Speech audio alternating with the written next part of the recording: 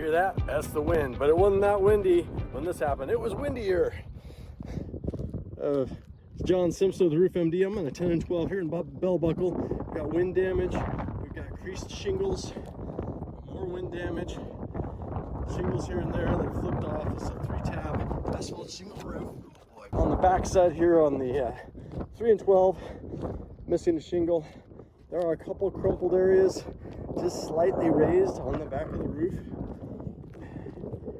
But it's 10 and a half and 12. It's not good enough for me to get on there. It's just a little too slick. Definitely half a roof, probably the whole roof. For all your questions regarding repairs, insurance claims, or re-roofing, contact Roof MD. This has been John Simpson with Roof MD here in Bell Buckle, Tennessee.